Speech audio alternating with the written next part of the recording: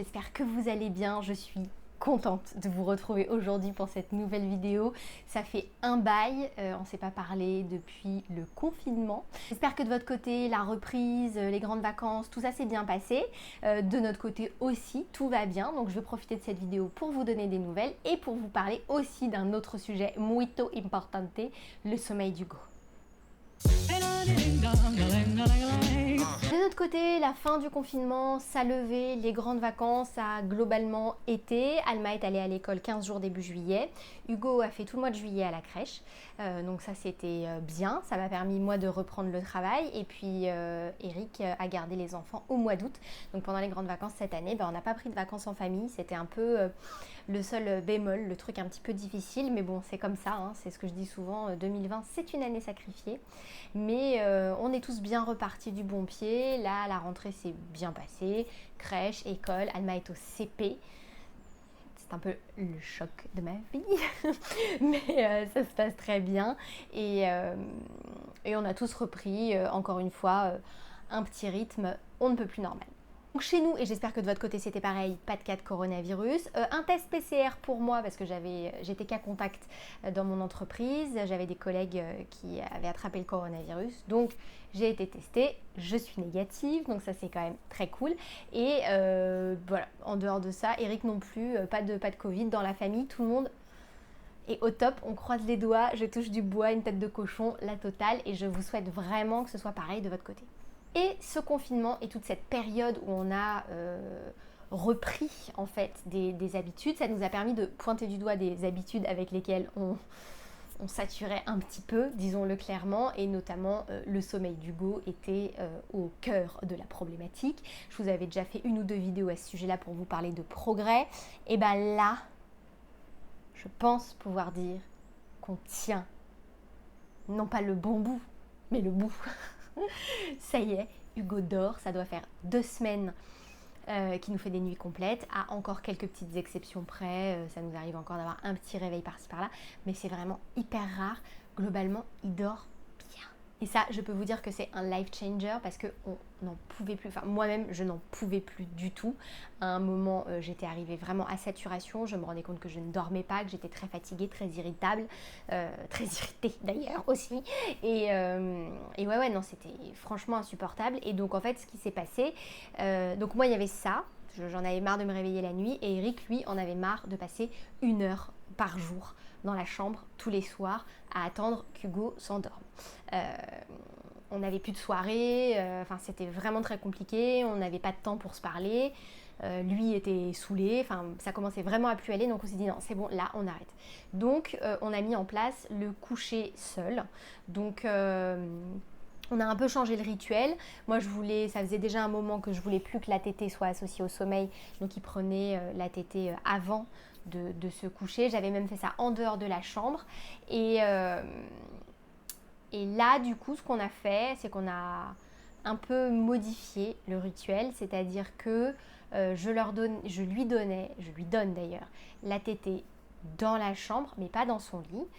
Ils écoutent des histoires, donc ça a été un petit peu progressif. Au début, je lisais les histoires, ils prenaient la tétée et ils allaient dans leur lit et je leur passais 1 ou 2 CD d'histoire, puis de la musique, et pour qu'ils s'endorment. Donc évidemment, au début, c'était extrêmement compliqué, c'est-à-dire que ça prenait 1 heure et demie, Hugo pleurait, il se levait, il sortait, il criait, il réclamait la tétée, etc. Donc il a fallu apprendre que non, la tétée c'est une fois, c'est terminé, non, les histoires au bout d'un moment ça s'arrête, et puis là maintenant il faut que tu dormes et tout. Donc on a passé un bon mois comme ça, un bon mois à lui répéter les mêmes choses tous les soirs, que là c'était l'heure de dormir, que c'était l'heure des parents, qu'il fallait se reposer, qu'à son âge on a besoin de beaucoup dormir pour bien grandir, pour profiter de sa journée du lendemain, etc. Donc tout ça, ça nous a pris du temps à mettre en place, mais je vous dis, ça a pris un bon mois avant que ce ne soit plus le drame intersidéral, le moment du coucher. On a atteint un stade où il restait dans son lit, il acceptait d'être dans son lit et il trouvait son sommeil tout seul. Donc ça a déjà été un vrai soulagement. Et là, aujourd'hui, je les couche, je sors, il m'appelle peut-être une fois, 2 fois maximum, mais en tout cas il se lève plus et il s'endort vraiment de plus en plus rapidement. Il doit s'endormir à peu près au même rythme que sa sœur. Donc là, une espèce de bouffée d'air. Et la deuxième chose qu'on ait faite, c'est arrêter les tétés de nuit, parce que moi je ne pouvais plus, j'en avais marre. Alors l'erreur que j'ai faite, c'est que ça m'est un peu, comme dirait mon grand-père, ça m'a pris comme une envie de pisser. Un jour j'ai décidé que là maintenant c'était terminé.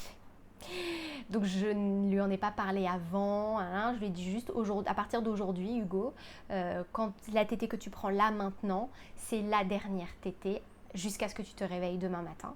Donc ça c'est fini. Oui, oui, maman, d'accord, maman. Bref, ça a été très dur pendant 3 nuits, je pense 3-4 nuits, où il se réveillait vraiment, c'était le drame, mais le drame, il était hyper triste, il pleurait, il hurlait, il criait, machin. On lui a expliqué. Du coup, c'était son père qui y allait, parce qu'à un moment, il faut aussi dissocier un petit peu le propos. Et en fait, il a très vite compris. J'ai été vraiment assez sidérée. Je vous dis, il a pas réclamé. Ça a pris moins d'une semaine. Ça a pris moins d'une semaine pour qu'il arrête de réclamer la tétée la nuit. Après, on a eu une phase où il continuait à se réveiller, mais sans réclamer la tétée. On faisait des câlins et il se recouchait. Et franchement, ça doit faire pareil. Ça doit faire 1 mois que j'ai arrêté la tétée de nuit. Et ça aussi. Voilà, alors au début c'était pas vraiment un soulagement parce qu'il se réveillait quand même et que c'était super dur, donc on a eu quand même plusieurs jours assez violents où on n'a quasiment pas dormi parce qu'il était réveillé pendant 2 heures en plein milieu de la nuit, etc. Mais maintenant que c'est fini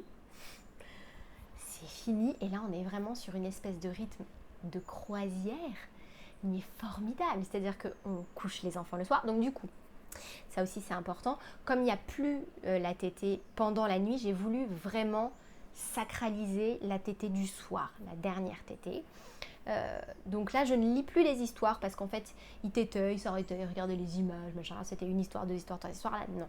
On écoute des histoires, donc je ne tiens pas de livre, il n'y a pas d'image à regarder. Et on passe vraiment un moment tété, câlin, on se fait des petites caresses, moi je lui fais des bisous, des câlins, machin et tout. C'est vraiment le petit moment de la tétée. Et ensuite, une fois que la tétée est terminée, il va dans son lit et là c'est le moment du coucher.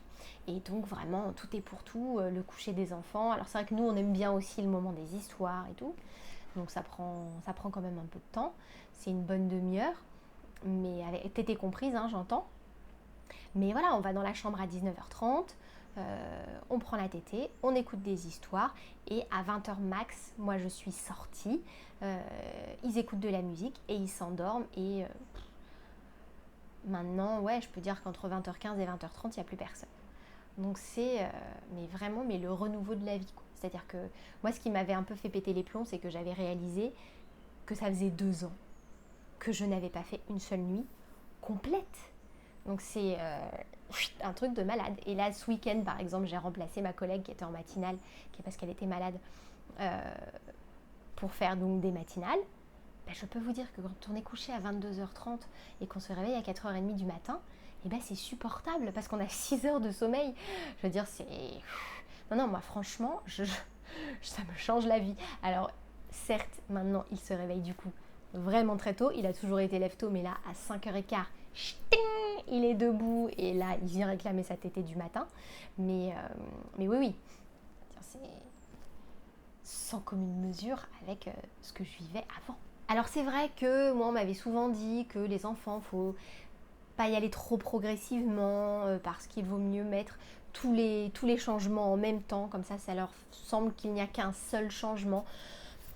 Moi c'est un truc que je trouve quand même un peu difficile et surtout je pense qu'il faut faire du cas par cas. Moi je trouve qu'Hugo, trop de trucs d'un coup, ça lui convient pas. Il a au contraire besoin de progression, d'y aller étape par étape et d'avoir le temps de voir les choses venir parce que sinon c'est trop violent pour lui. C'est un petit garçon qui est très sensible, qui a beaucoup d'angoisse et qui a vraiment besoin de ce temps de pause, de progression, etc. Et donc là, on est sur un chemin vraiment du soulagement. Donc pour celles qui regardent et celles et ceux qui regardent cette vidéo et qui ont encore des galères avec le sommeil de leur petit, je pense qu'il faut vraiment vous écouter, faire en fonction de ce que vous êtes en mesure de supporter et de vos limites, parce qu'en fait nous on aurait pu rester comme ça des années, mais c'est juste moi qui à un moment j'ai dit là maintenant je ne peux plus me lever tout le temps la nuit pour donner le sein, ce n'est plus possible, parce qu'en plus là on était entré dans un système où il restait au sein très longtemps la nuit, donc moi je me rendormais pas parce que j'allais dans sa chambre, j'étais dans son lit à lui. Donc du coup, je retournais me coucher, je remettais 1 heure à m'endormir parce que j'étais réveillée, quoi. Donc non, en fait, ce n'était vraiment plus possible. Et là, j'ai dit, on arrête les frais. Et j'espère que cette vidéo vous aura peut-être servi ou donné des idées ou peut-être des pistes pour vous aussi améliorer la qualité du sommeil de vos enfants et la qualité de votre sommeil à vous, parce qu'il est quand même aussi question de ça. Des parents en paix, des parents reposés, ce sont quand même des parents qui sont de meilleurs parents, je crois, que des parents à bout, excédés et épuisés et au bout du rouleau. Donc pensez à vous aussi, je crois. C'est vrai qu'on... Moi, c'est parfois l'impression que j'ai avec cette politique de bienveillance, d'écoute de l'enfant, etc. On finit par ne plus s'écouter soi, alors que si nous on va bien, nos enfants vont bien. Et si vous êtes crevé, si vous n'en pouvez plus, il y a un moment, il y a des trucs qui vont péter et c'est vos enfants qui vont en faire les frais. Donc après, sur un tout petit, je pense que c'est différent, mais là, Hugo, il a 2 ans passés. Il était temps, quoi. Donc je sais que le chemin n'est pas intégralement fini et que le sommeil n'est intégralement stabilisé qu'à 6 ans. Ma grande qui a 6 ans, elle se réveille encore régulièrement parce qu'elle a fait des cauchemars ou parce qu'il y a un pipi au lit. Je veux dire, ça arrivera encore. Mais ce n'est pas toutes les nuits, ce n'est pas tout le temps, tous les soirs de toute ma vie. Je m'arrête là pour aujourd'hui, j'ai plein d'idées de vidéos à vous tourner, des sujets que j'ai déjà préparés. Là je pense que ça y est, j'ai repris, ce qui était important c'est d'en retourner une et ça y est, la machine est relancée. Donc je vais recommencer à vous tourner des petites vidéos, c'est promis, plus régulièrement. Je ne sais pas si vous y avez fait attention sur mes réseaux sociaux, mais j'ai lancé un podcast qui s'appelle Outre-mer, qui est disponible sur toutes les plateformes de podcast, je vais vous mettre le lien. C'est vraiment mon bébé, c'est un podcast dans lequel je parle de la maternité dans les Outre-mer avec des mères ultramarines qui parlent vraiment de la culture de la maternité chez elles. Et voilà, je suis vraiment très contente d'avoir lancé ce podcast. Il y a déjà 2 épisodes qui sont en ligne. Si vous voulez aller les écouter, n'hésitez pas à me dire aussi ce que vous en avez pensé, à noter les podcasts et puis à me faire un petit retour. Et puis quant à cette vidéo, si elle vous a plu, mettez bien un petit pouce en l'air, abonnez-vous à ma chaîne si ce n'est pas déjà fait. Pensez à activer la petite cloche pour recevoir des notifications quand je publie une vidéo. Je vous fais des gros bisous, merci de votre fidélité et puis on se retrouve très vite. Ciao!